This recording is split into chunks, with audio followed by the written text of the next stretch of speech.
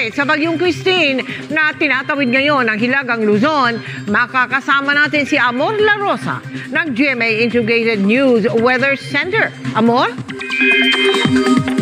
Salamat, Miss Mel. Mga kapuso, magiging maulan pa rin bukas dahil po sa Bagyong Christine na ngayon nasa dagat na matapos po nitong tawirin ang Northern Luzon. Bukod po dyan, may dalawang low pressure area sa silangan po ng Pilipinas at isa po dyan posibleng maging bagyo.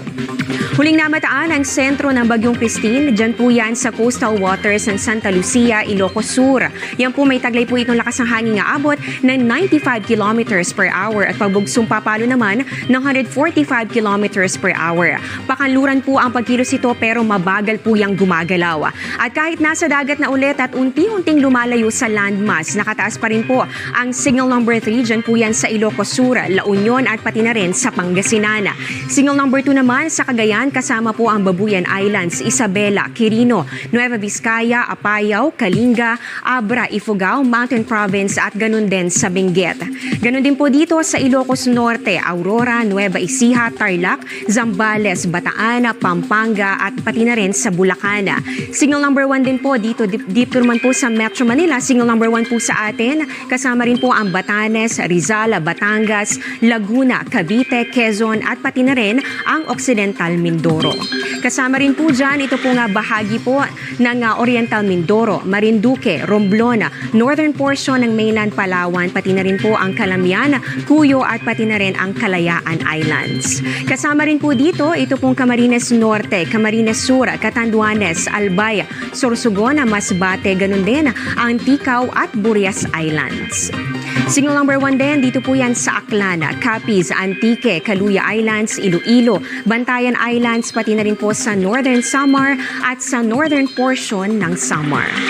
Sa latest forecast track po ng Pag-asa, magtutuloy-tuloy po ang pagkilos ng bagyo. Yan po ay pakanluran dito sa may West Philippine Sea hanggang sa makalabas na ng Philippine Area of Responsibility bukas sa Biyernes. Pero mga kapuso, may posibilidad na maglupo, umikot po yan. Nakikita po ninyo dito sa ating track, ano? Yan po ay babalik ulit malapit dito sa ating PAR.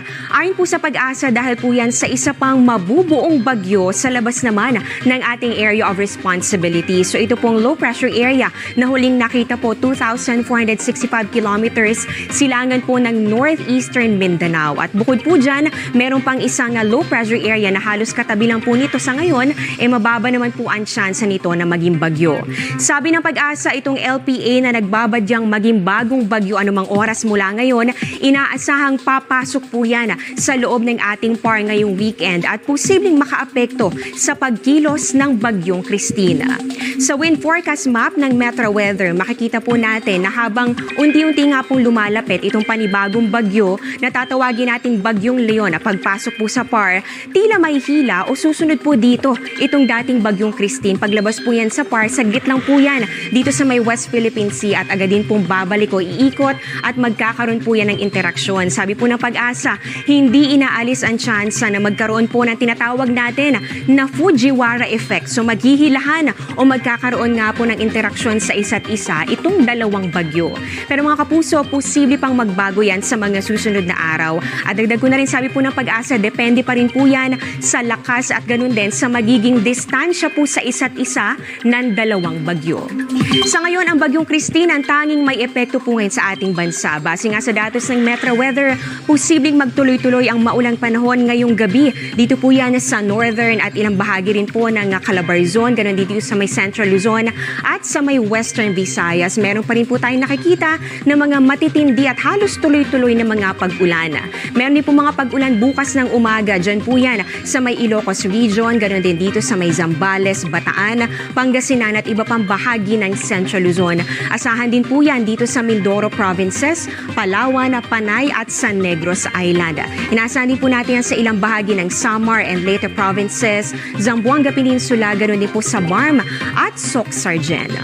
Unti-unti namang mababawasan ang mga pag-ulan bandang hapon at medyo paggabi. Ito po, no, halos na wala na po yung mga kulay o yan po yung mga pag-ulan na dala ng Bagyong Christina. Pero posible pa rin ulan yan ang malaking bahagi po ng Visayas at ganun din dito sa ilang bahagi ng Mindanao.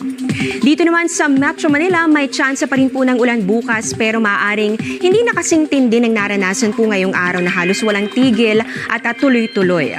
Sa weekend naman, posible pa rin po ang ulan sa Southern Luzon, ganoon din po dito sa may Visayas at ganoon din po dito sa ilang lugar sa Mindanao. Base po yan sa datos ng Metro Weather. So ito po ay para sa mga naghahanda sa papalapit na undas. Sa Lunes at Martes naman, may tsansa rin po ng mga kalat-kalat na pag-ulan, lalo na po yan pagsapit ng hapon at gabi.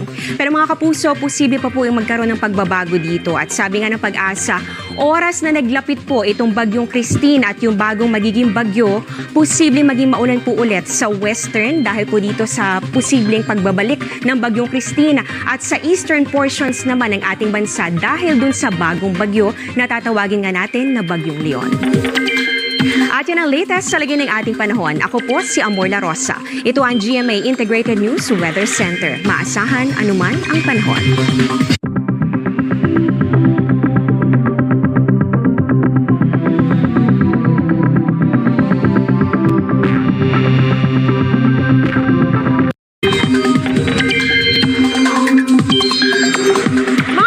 Alamin na natin ang update sa bagyong Christine na tinatawid ngayon ang Hilagang Luzon. Makakasama natin si Amor La Rosa ng GMA Integrated News Weather Center. Amor?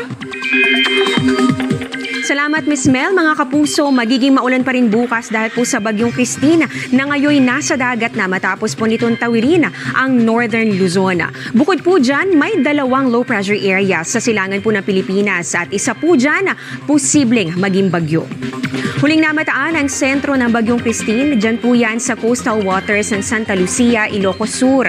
Yan po may taglay po itong lakas ng hangin nga abot ng 95 kilometers per hour at pagbugsong papalo naman ng 145 kilometers per hour. Pakanluran po ang pagkilos ito pero mabagal po yung gumagalaw. At kahit nasa dagat na ulit at unti-unting lumalayo sa landmass, nakataas pa rin po ang signal number 3, dyan po yan sa Ilocos Sur, La Union at pati na rin sa Pangasinan. Signal number 2 naman sa Cagayan, kasama po ang Babuyan Islands, Isabela, Quirino, Nueva Vizcaya, Apayao, Kalinga, Abra, Ifugao, Mountain Province at ganun din sa Benguet. Ganun din po dito sa Ilocos Norte, Aurora, Nueva Ecija, Tarlac, Zambales, Bataan, Pampanga at pati na rin sa Bulacan. Signal number 1 din po dito naman po sa Metro Manila. Signal number 1 po sa atin. Kasama rin po ang Batanes, Rizal, Batangas, Laguna, Cavite, Quezon at pati na rin ang Occidental Mindoro.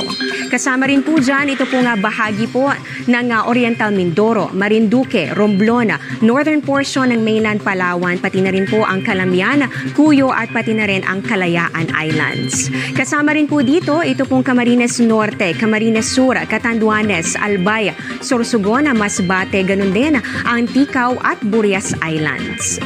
Signal number 1 din, dito po yan sa Aklan, Capiz, Antique, Caluya Islands, Iloilo, Bantayan Islands, pati na rin po sa Northern Samar at sa northern portion ng Samar. Sa latest forecast track po ng Pag-asa, magtutuloy-tuloy po ang pagkilos ng bagyo. Yan po ay pakanluran dito sa may West Philippine Sea hanggang sa makalabas na ng Philippine Area of Responsibility bukas sa Biyernes.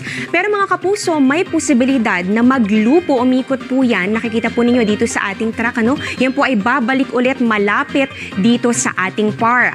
Ayon po sa Pag-asa, dahil po yan sa isa pang mabubuong bagyo sa labas naman ng ating Area of Responsibility. So ito pong low pressure area na huling nakita po 2,465 kilometers silangan po ng northeastern Mindanao. At bukod po dyan, meron pang isang low pressure area na halos katabi lang po nito sa ngayon, mababa naman po ang tsansa nito na maging bagyo.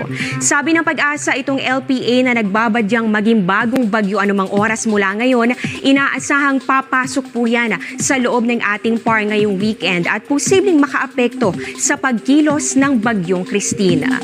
Sa wind forecast map ng Metro Weather, makikita po natin na habang unti-unti nga pong lumalapit itong panibagong bagyo na tatawagin nating bagyong Leon na pagpasok po sa PAR, tila may hila o susunod po dito itong dating bagyong Christine. Paglabas po yan sa PAR, saglit lang po yan dito sa may West Philippine Sea at agad din pong babalik o iikot at magkakaroon po yan ng interaksyon. Sabi po ng Pag-asa, hindi inaalis ang tsansa na magkaroon po ng tinatawag natin na Fujiwara effect. So maghihilahan o magkakaroon nga po ng interaksyon sa isa't isa itong dalawang bagyo.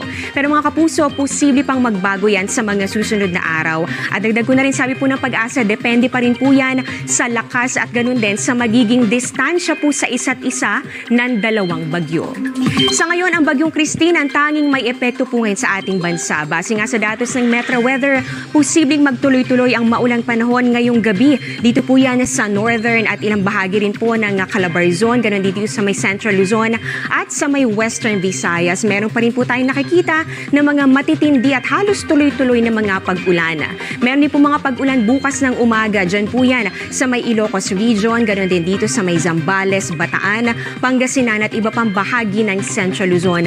Asahan din po yan dito sa Mindoro Provinces, Palawan, Panay at San Negros Island. Inaasahan din po natin yan sa ilang bahagi ng Samar and Leyte Provinces, Zamboanga,